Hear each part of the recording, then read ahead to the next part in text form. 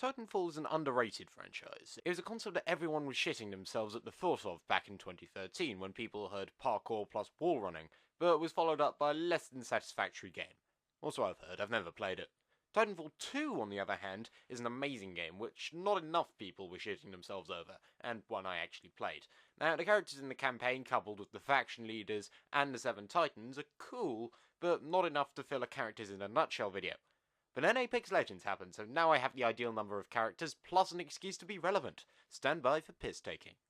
Robs a dead guy's clothes, has his friend sacrifice himself for him, and destroys a planet just to get a promotion. A reliable Titan named after the least reliable service provider. A man who gets out of his Titan to congratulate the person who just killed his comrade while the planet he's on is exploding, and he still lives long enough to retire and set up his own game show. His last name sounds a bit like Lastimar, which is Spanish for to be in pain.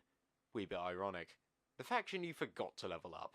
Runs the most powerful corporation in the galaxy and doesn't pay his generals. Yelling all for the 6-4 is good, but could have just simplified it and made it the 3-2. How does a man working from within a city get moonshine? Turns IKEA into a death trap. The happiest android on the frontier who shares a name with the depressed robot from Hitchhiker's Guide to the Galaxy. He's a frequent drug user and he pilots a Scorch. He blazes it up in 2 different ways. A villain with no character, but the sole act of destroying BT's chassis makes her one of the most evil villains in fiction. The only person who made a North Star difficult to kill. I was kind of surprised that this fairly straight-laced story decided to insert a Schwarzenegger parody for no reason. It was a bit tonally confusing. I'll be here all night, folks.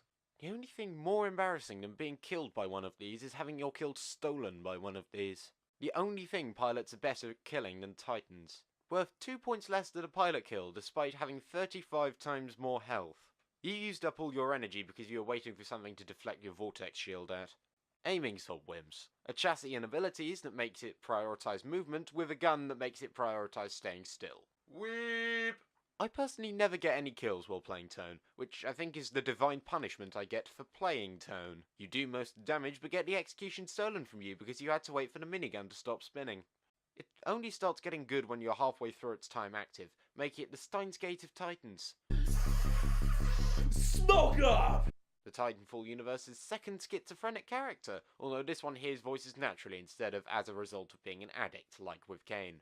Unlike the actual Gibraltar, he's pretty good.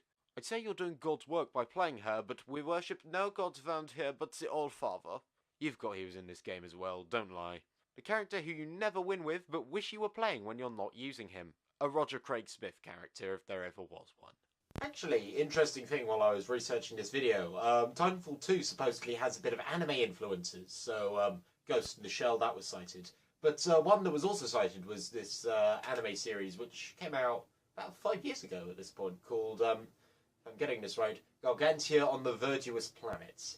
So, I thought I'd, get a scene from Verdurous Planet and give it a look, yeah. So I'll just play it now with you. Every time I close my eyes, oh. Oh my. Oh dearie me. Respawn just over here. Over here. Over here. Adapt more from your influences.